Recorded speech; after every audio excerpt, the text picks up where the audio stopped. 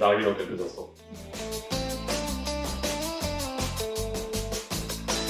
Ah, mes invités sont arrivés. J'espère que vous avez fait bonne route. Ouais, sans problème. Attends, tu leur as même pas proposé un... Pff, il est con. Vous voulez boire quelque chose? Une caipirinha bien fraîche? C'est faire ça, toi? De l'eau? De l'eau. Alors, monsieur Culé, déjà, je voulais vous le dire, j'étais un grand fan de votre travail. Je crois que Analguédon est clairement mon film préféré. Hein. Vous avez ce sens du détail. Bordel, si ça, c'est pas du talent. Franchement, je voulais qu'on m'appelle Cunégonde. Hein. Ah, bah écoute, ma petite Cuny, ça fait super plaisir. Mais pas de monsieur entre nous, hein. Tu peux m'appeler Jean. Par contre, qui est cet ange tombé du ciel? Moi, c'est Périgord Durand. Périgord. Asseyez-vous, je pense qu'on a une affaire à régler. Vous l'avez amené? Oui, bien sûr. Ce serait été impoli de ma part de venir sans, hein, bien sûr. Est-ce que je peux le voir? Alors, je voudrais juste qu'on soit d'accord sur le prix, hein, ça va pas bouger. Non mais attends, déconne pas, Cuny, putain, on était sur une bonne relation de confiance là. Je veux dire, t'es fan de mes films, je suis fan de ta femme, enfin... Écoute, si tu peux me confirmer que c'est bien authentique, je suis même prêt à te donner une petite rallonge. Est-ce que je peux le voir? Dans ces conditions, ça serait vraiment impoli de ma part de refuser, hein, donc... bien sûr...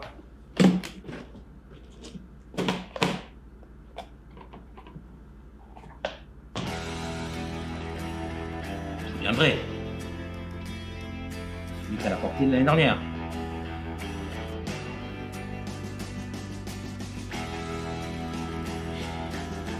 Marché conclu. Bougez pas! Bouge pas, bouge pas, bouge pas, bouge pas!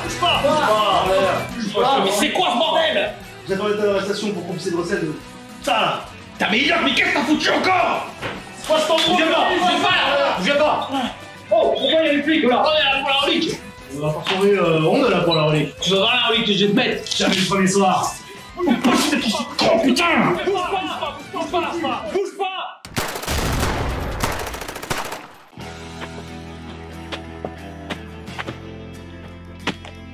La mallette.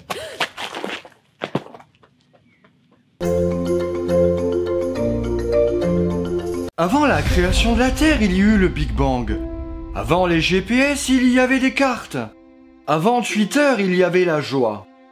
Tout ça pour vous dire que toutes les histoires ont un début. Et celle que je m'apprête à vous conter aujourd'hui commence par ces trois mots. The Open Road. Qu'est-ce qui t'arrive aujourd'hui? Je sais pas, j'avais envie de mettre un peu de poésie dans cet épisode. Bah, v'là le poète. Non mais c'est bon, tu vas pas... Non, ça va, j'ai rien dit. Le tout jeune Roger Avary travaille à l'époque dans un vidéoclub avec son colocataire. Mais lorsqu'il rentrait chez lui, il passait des heures à écrire un scénario qu'il avait appelé The Open Road. Un scénario long de 85 pages, et il faut savoir qu'à l'époque, c'était gage de qualité d'écrire un scénario qui faisait entre 80 et 100 pages. C'est même un exploit prodigieux si on était jeune. Il fit lire le scénario à son colocataire, qui lui dit que c'était génial, qu'il avait juste à rajouter 2 ou 3 éléments, et qu'il aurait un super film. Mais Roger n'avait pas envie de retravailler sur son script parce qu'il travaillait déjà sur une adaptation du Surfeur d'argent dont il n'avait pas les droits, mais s'était déjà attelé à la tâche. Donc le coloc lui demanda si ça ne le dérangeait pas s'il travaillait sur une réécriture afin de compléter The Open Road. Roger lui dira « Ok, vas-y ». Et le coloc partit se mettre à cette réécriture sans relâche. Il écrivit pendant 1 an non-stop, puis il sortit de sa chambre avec un énorme scénario écrit entièrement manuscrit. Roger se mit à lire le script, enfin lire... déchiffrer, une écriture apparemment proche des hiéroglyphes d'un niveau d'élève de CE2, d'après les propres mots de Roger Avary, mais que les idées étaient brillantes. Et ce colocataire dont je vous parle depuis quelques minutes, c'est Quentin Tarantino. En le lisant, Roger se rendit compte que l'histoire qu'il avait écrite au départ était devenue totalement autre chose. Les histoires étaient imbriquées les unes dans les autres. Son scénario était devenu des passages d'un livre qu'un personnage écrivait au sein d'une histoire, elle-même le flashback d'une autre histoire. Une histoire apparemment un peu compliquée. Mais certaines scènes du scénar deviendraient plus tard des scènes de true romance, mais aussi de films comme Pulp Fiction, Reservoir Dogs et de nombreux passages de tueurs nés. C'était en fait le premier texte écrit par Quentin Tarantino qui deviendrait en fait la genèse de tout ce qu'il fera par la suite. Qu'est-ce que c'est beau! Même si au cours de sa lecture, Roger constata que son scénario de départ avait presque entièrement disparu, il se rendit compte, une fois la lecture terminée, qu'il pleurait. Il trouvait que l'histoire était magnifique, que les émotions semblaient tellement vraies, presque réelles. Il finira en disant qu'il trouva ce récit bien meilleur que son premier texte. Il dira juste à Quentin Tarantino que maintenant, il faut juste éliminer les éléments superflus. Il y avait l'intrigue principale autour de ces deux protagonistes, et c'était ça le film. C'était ça l'histoire qui l'avait fait pleurer à la fin. Ils se sont donc mis au boulot et ont passé sans sans doute 6 à 8 mois assis devant un vieil ordi, un vieux modèle Zénith, et se servait de WordStar pour écrire. C'est un vieux programme pour DOS. Merci Google. Tout en tapant le scénario, Roger et Quentin jouaient les scènes, ce qui leur permettait de trouver de nouvelles idées. Roger parlera de cette période comme une des plus extraordinaires de sa vie. Il aura travaillé plusieurs années avec Tarantino et considérera ces années comme extrêmement créatives pour mettre ses projets sur pied. Par exemple, pour Pulp Fiction, il suffisait de prendre le meilleur de ce qu'avaient écrit Tarantino et lui et de savoir comment les assembler. Ça a dû donner des moments épiques, ça. Bon, t'as quoi comme idée là? Alors c'est l'histoire d'un mec torturé parce qu'en fait il a perdu sa femme et son fils qui ont été assassinés et du coup il cherche à se venger. Et toi? Bah moi j'ai un petit garçon qui se perd en forêt, qui rencontre une licorne et qui va l'aider à rentrer chez lui. Et toi, t'as quoi d'autre? On est en 2534 et en fait on manque de ressources sur Terre, donc il y a des hommes qui décident de partir dans l'espace pour voir s'ils trouvent quelque chose. Je te donne ma dernière idée? Ouais, vas-y. Bah c'est un couple qui arrive pas à avoir d'enfants et qui font appel à une mère porteuse. Ça va être chaud là quand même, hein. Ça lui aura donné l'occasion d'apprendre des techniques qui lui serviront ensuite en tant que scénariste. Tarantino avait déjà posé à ce moment-là quelques règles d'écriture. Les scènes devaient pouvoir exister par elles-mêmes. Pour, par exemple, être utilisées dans un cours de théâtre. La consigne était jamais de plan de transition, ni de plan d'exposition, ça n'est que du superflu. Pour Tarantino, il fallait y aller direct. Ces plans n'étaient qu'une perte de temps. Et finalement, après tous ces efforts et années passées à la réécriture de ce film, ils se sont lancés et ont essayé de le monter. Comme ils essayaient de le faire à la façon des frères Cohen, c'est-à-dire Roger Avary à la production et Tarantino à la réalisation. Ils se sont rendus avec leur scénario dans un bureau prêté par une connaissance et se sont mis au boulot. Roger avait à l'époque budgétisé le film à 150 000 $ et il comptait sur les clients du vidéoclub pour en récolter une partie. Ils ont ensuite rencontré un avocat qui était une sorte de conseiller. Ils lui ont fait lire le scénario, sachant qu'au départ ils avaient juste besoin de lui pour la partie juridique pour la création de leur société. Et alors qu'il était toujours dans son bureau, il leur dit que le scénario était extraordinaire, qu'il ne pouvait pas le faire avec 150 000 $ et qu'il méritait au moins 5 millions. Et leur disent qu'ils ont toujours voulu entendre: je vais vous trouver l'argent et je vais vous aider. Quand Avary et Tarantino sont sortis de son bureau, ils sont allés faire un tour sur Hollywood, du côté de Wilshire et de San Vicente, se disant dans leur conversation qu'ils avaient réussi. Et d'après Avary, c'est à ce moment-là qu'ils ont baissé les bras. C'est à ce moment qu'ils ont cessé de tout faire eux-mêmes. Ils avaient décidé de se reposer sur quelqu'un. Et ce sera la première leçon que tirera Roger Avary: quand on veut faire un film, on doit se débrouiller tout seul. Personne ne le fera à notre place, on doit se battre pour que ça marche. Comme ils avaient fait confiance à quelqu'un de l'extérieur, durant les 2 années qui ont suivi, ils ont peu à peu été écartés de leur projet. Tarantino n'était plus à la réal, Avary n'était plus producteur. Roger avait pourtant fait tous les budgets du film, les plans de travail, toute la préparation, les démarches juridiques, il avait fait tout ce qui était permis de monter ce film et a fini sans rien. Et il se dit que lui et Tarantino auraient dû suivre leur instinct et se débrouiller tout seuls. Pour Roger, c'est un projet auquel encore aujourd'hui, il repense avec beaucoup d'affection. C'était pour eux un projet merveilleux. Ils étaient juste 2 gamins qui débarquaient à Hollywood et pour pouvoir y entrer, ils ont dû sacrifier True Romance. Allez, maintenant on va en France. La France, un pays connu pour son incroyable histoire, son vin, son fromage, ses verts pâturages. Ah non, mais t'as complètement craqué. C'est vrai, je suis un peu fatigué là. Au début des années 80, un certain Samuel Adida, accompagné de son frère Victor, rejoint la société Metropolitan Film Export, fondée par leur père David Adida en 1978. La société deviendra plus tard un distributeur indépendant à succès de films dans le monde francophone. Samuel Adida formera une nouvelle société en 1990 du nom de Davis Film, car il avait décidé de se lancer seul dans la production et la distribution de films en France. Il devait commencer en produisant le premier film de Christophe Gans, qui s'appelait Trooper, mais à cause de problèmes de production, il décida de commencer sa nouvelle aventure aux États-Unis. Vu qu'à la base, il voulait tourner le film de Gans au Canada. Adida avait dans l'idée de faire un film adapté d'un long métrage français bien connu. Il est parti donc à Los Angeles à la recherche d'un réalisateur pouvant adapter cette histoire. Il cherchait donc quelqu'un qui connaissait le cinéma européen, capable d'écrire une histoire originale et de lui apporter un univers différent de ce qu'il avait l'habitude de voir dans le cinéma américain. Il rencontra là-bas un de ses amis, Sheldon Lettich, qui venait de réaliser le film Full Contact avec Jean-Claude Van Damme, et lui demanda s'il connaissait quelqu'un qui pourrait correspondre à ses recherches. Il lui dit qu'à la production qui l'employait à ce moment-là, il y avait un jeune qui venait d'arriver qui s'appelle Quentin Tarantino. Là-bas, il range des cassettes, c'est une sorte d'archiviste, un mec sympa et intelligent, et il devrait le rencontrer. Samuel appela directement Tarantino depuis les bureaux de chez Imperial Entertainment, une société qu'il connaissait très bien vu qu'il distribuait leurs films en France. Les deux hommes se rencontrent au Sunset Marquis. Samuel lui explique son projet et quel genre de film film il aimerait faire ici aux États-Unis. Tarantino était assez excité par le projet et Samuel se rendit compte rapidement qu'il s'y connaissait en cinéma en général et surtout qu'il avait de bonnes connaissances en cinéma européen, en cinéma d'action et cinéma B, ce qui correspondait parfaitement à ce que Samuel recherchait. Suite à cet entretien, Tarantino repart tout excité et revient une semaine plus tard avec un traitement de 6 pages en disant à Samuel qu'il était tout à fait capable de faire le job et que c'était parfait pour lui et qu'il voulait absolument le faire. Tarantino repart et Samuel lira le script qu'il trouva très bien. Il rappellera Tarantino en lui demandant s'il n'avait pas écrit autre chose, histoire de voir comment il écrivait ses dialogues. Tarantino lui dit qu'il avait écrit un scénario qui s'appelait True Romance, mais que personne ne l'avait encore produit. Une option était posée par Columbia TriStar, mais que l'offre expirait bientôt. Mais qu'au moins ça donnerait une idée à Hadida de ce qu'il écrit. Samuel, un peu étonné, lui dira qu'il voulait faire un film d'action et pas un film d'amour. Amusé, il lui dira qu'il le lira, que ça lui permettrait quand même de voir comment Tarantino écrivait ses dialogues. Samuel lira le scénario dans l'avion qui le ramenait à Paris, scénario qu'il trouvera phénoménal et dira même qu'il interpréta tous les rôles dans l'avion tellement il se sentait dans la peau des personnages. Il trouvera que Tarantino était un auteur original avec beaucoup de maturité dans son écriture, avec un véritable univers et une véritable violence. Il était donc la personne parfaite que recherchait Hadida. Il acheta directement les droits de True Romance et se mit dans l'idée de le produire. Il entama donc une relation avec Quentin dans laquelle il lui demandera qui il aimerait voir comme réalisateur pour diriger ce film, vu qu'il avait une bonne connaissance du cinéma. Comme à ce moment-là il venait de travailler 7 ou 8 ans sur ce script, il avait d'autres idées en tête et certaines choses qui commençaient à se mettre en place pour lui, et l'idée de voir un autre réalisateur travailler sur son matériel lui plaisait beaucoup. Comme il avait adoré le film Maniac Cop, il avait envie que William Lustig le réalise, et comme de son côté Lustig avait lu et adoré le script, Hadida fut tout de suite d'accord. De toute façon c'était une série B à 4 ou 5 millions de dollars. Ouais, c'est quoi 4 ou 5 millions de dollars? Un kebab. Hadida commença donc à préparer le film, casting, budget, repérage, il paya Tarantino, qui du coup arrêtera de travailler comme archiviste et entamera l'écriture de son prochain film, Reservoir Dog, qu'il écrira en 2 ou 3 semaines. Ouais, moi aussi, tant de talent, ça me dégoûte. Qu'Hadida suivra tout de même du coin de l'œil. Tarantino sera invité à Sundance pour le Sundance Laboratory, événement chaperonné par 3 réalisateurs qui venaient donner conseil à de jeunes réals en herbe. C'est un peu comme des classes de travail. Ouais, sauf que là, les profs, c'est Tony Scott, Volker Schlondorf et Terry Gilliam.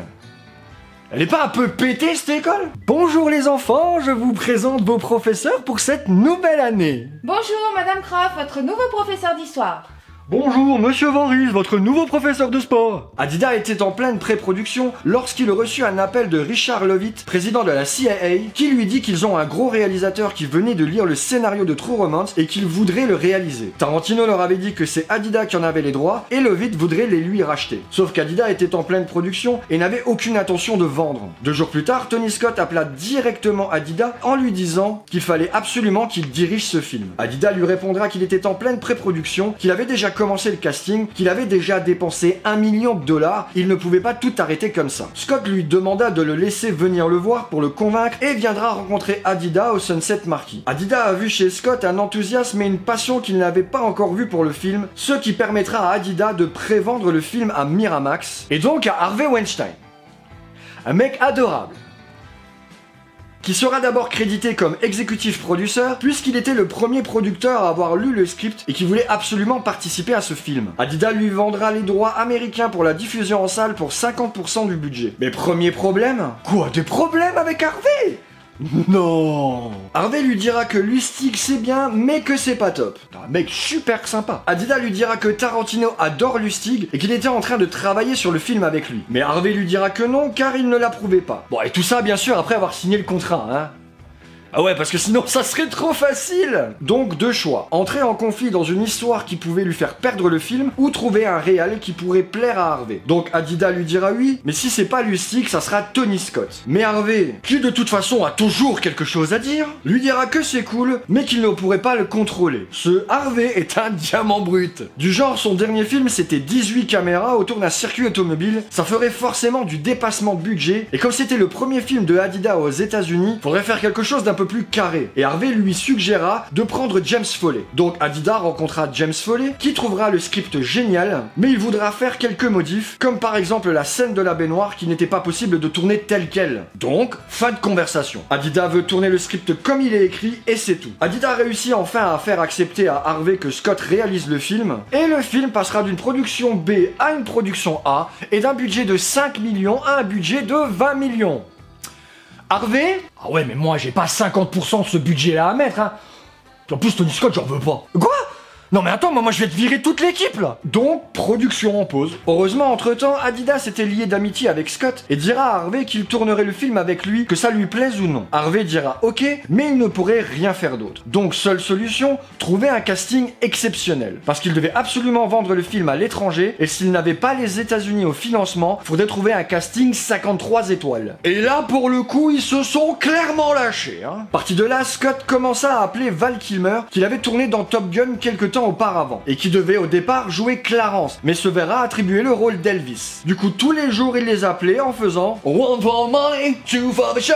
C'est bon, c'est cool comme ça? Ensuite, il continua à appeler ses amis, donc ils ont eu Dennis Hooper, à qui il disait « Eh, tu sais, Christopher Walken est dans le film, et il veut absolument jouer avec toi !» Et disait la même chose à Walken. Au départ, il devait y avoir Brad Pitt pour jouer Clarence, et Juliette Lewis devait jouer Alabama. Mais au même moment, ils devaient tous les deux jouer dans le film California, donc Lewis a dit à Pitt qu'il ne fallait pas faire trop romance. Mais du coup, il jouera le coloc junkie, personnage qui lui va comme un gant en fait, hein. Scott voulait vraiment Brad Pitt parce qu'il l'avait vu dans le film de son frère Thelma et Louise et a vu tout de suite en lui un acteur en devenir. Et on peut clairement dire qu'il a été visionnaire sur ce coup-là. C'est au dernier moment que Harvey confirmera qu'il ne pourra vraiment pas suivre financièrement cette production. Alors Adidas lui rachètera les droits et prendra la décision de le monter en indépendant et qu'il vendrait les droits de distribution à d'autres studios. Dans le scénario original, Clarence devait se prendre une balle dans la tête et mourir. Alabama devait donc repartir seul et reviendrait se venger dans une éventuelle suite. Mais Tony Scott dira à Tarantino que même s'il adore vraiment ce script, c'est surtout parce qu'il s'était vraiment attaché au personnage et qu'il ne voulait pas faire mourir Clarence. Il faut savoir qu'au départ, Tarantino avait une idée derrière la tête, c'était de faire une suite où Alabama retrouverait le frère jumeau de Clarence. Pour ceux qui ne le savent pas, Tarantino est un grand fan de John Woo et il avait été très influencé par ses Better Tomorrow. Et dit que du coup, le coup des frères jumeaux, ça marche toujours. À un moment dans le film, Clarence et Alabama regardent à la télévision le Syndicat du crime 2 de John Woo, film qui aura extrêmement influencé le style de Tarantino au niveau des chorégraphies et de la violence. Mais Tony, qui n'était toujours pas convaincu, demanda à Tarantino de réécrire la fin. Mais entre-temps, pendant toute la pré-production du film, Tarantino avait réalisé son film Reservoir Dogs. À ce moment-là, Adidas s'est dit « Hey, mais attends 2 secondes, je suis en train de produire un film au scénario de Tarantino. Je vais acheter Reservoir Dogs et je vais le sortir en France.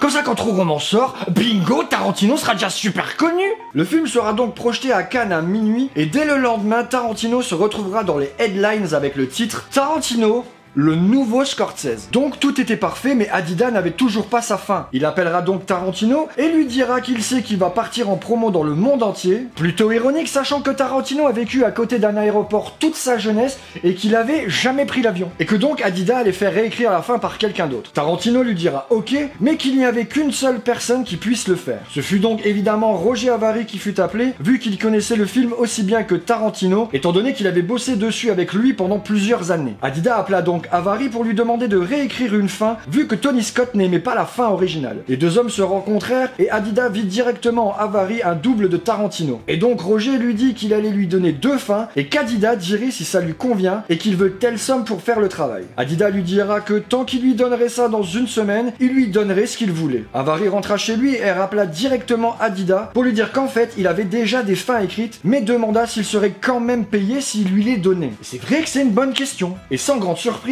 une de ces 2 fins sera la fin qu'on connaît du film. Donc à ce stade, on a un scénar terminé, un casting qui déchire sa race et un financement pour le faire.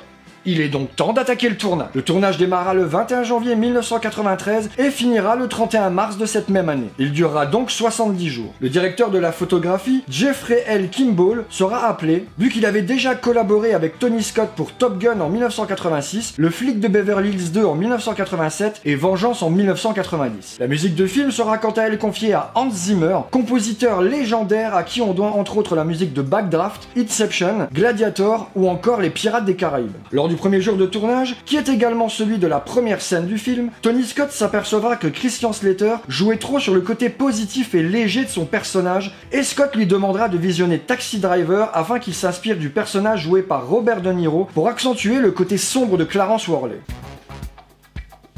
You talking to me?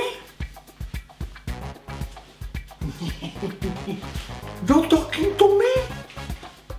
You talking to me?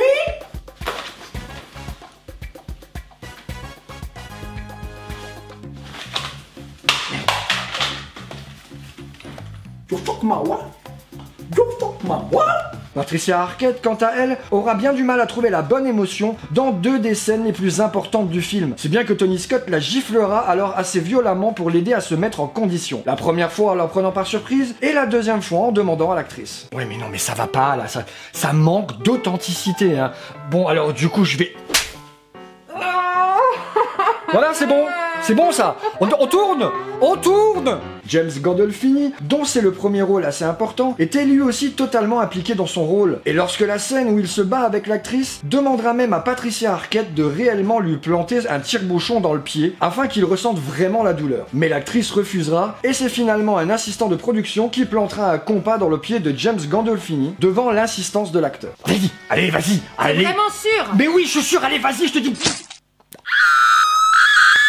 Les intérieurs de la scène de fusillade finale seront tournés sur Wilshire Boulevard, au véritable hôtel ambassadeur de Los Angeles où a été assassiné Robert Kennedy en 1968 et qui a été fermé au public en 89 avant d'être démoli en 2005. La scène qui se déroule sur les montagnes russes était à l'origine prévue pour se dérouler dans le zoo de Los Angeles autour d'une cage à gorilles, mais cela n'aura été possible en raison de restrictions concernant les tournages avec des animaux. La scène a donc été tournée au parc d'attractions Six Flags Magic Mountain sur les montagnes russes Viper. Cette scène a été difficile à tourner car Brandon Pinchot et surtout Michael Rapaport détestaient les montagnes russes. Rapaport a même été sédaté pour le 2e jour de tournage de la scène. J'adore Hollywood! Le cinéma où se rencontrent Clarence et Alabama est le Vista Theater, un cinéma historique d'East Hollywood, alors que le dîner où ils vont manger un gâteau ensuite est situé à Santa Monica. La scène du dialogue entre Dennis Hopper et Christopher Walken, aussi appelée la scène des Siciliens, a été tournée en 2 jours. Le premier pour les plans de Dennis Hopper et le second pour ceux de Christopher Walken, et c'est l'une des scènes dont Tarantino est le plus fier d'être l'auteur. Il trouve son origine dans une histoire à propos de la conquête de la Sicile par les morts au Moyen-Âge que lui avait raconté le frère de la meilleure amie de sa mère alors qu'il avait 11 ans. Et Tarantino dit à son sujet qu'elle devait être montrée dans toutes les écoles d'acteurs comme une leçon d'interprétation tellement il trouve parfait le jeu des 2 acteurs. Et je suis tellement d'accord. Ces derniers ont respecté leur texte à la lettre, ajoutant seulement une petite improvisation à la fin de la scène quand Hooper dit à Walken qu'il est café au lait et que Walken lui répond en disant que Hooper est chocolat, afin de pouvoir obtenir aux États-Unis la classification R, c'est-à-dire interdit aux moins de 18 ans non accompagné, qui lui avait été refusée une première fois par la Motion Picture Association of America, qui avait classifié le film NC-17, donc interdit aux moins de 18 ans, qui interdit également toute promotion télévisée pour le film, donc il a dû subir quelques coupures. Ainsi, la scène de combat sauvage qui opposait Alabama à Virgil a été amputée de sa conclusion, jugée trop bestiale par la MPAA, où Alabama vide le chargeur du fusil à pompe sur Virgil avant de s'acharner sur son cadavre à coups de crosse. De même, les plans les plus sanglants de la fusillade finale ont été supprimés et l'inspecteur Demis est tué par un mafiosi et non par Alabama. Ces scènes se verront censurées pour la sortie en salle aux États-Unis,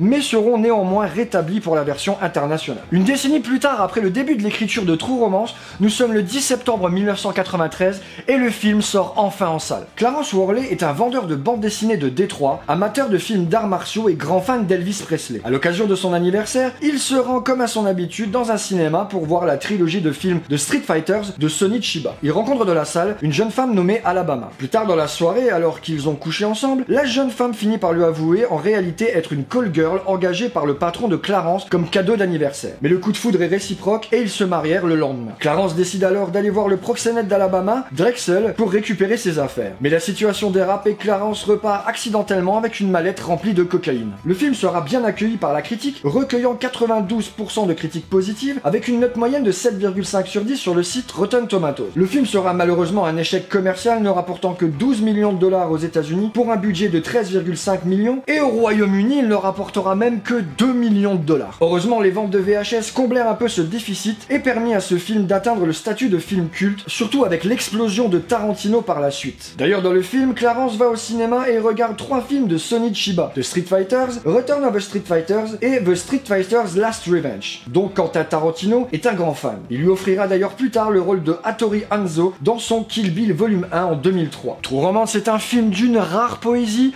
quel que soit son niveau de violence, c'est beau, intelligent, extrêmement touchant et nous prouve encore une fois que rien n'est plus fort que l'amour. Pour le prochain épisode, on va parler d'horloge et de mecs chauves. Donc abonnez-vous, pouce bleu, le bouton rejoindre ou le Tipeee si vous avez envie de soutenir la chaîne et on se revoit bientôt. Ciao!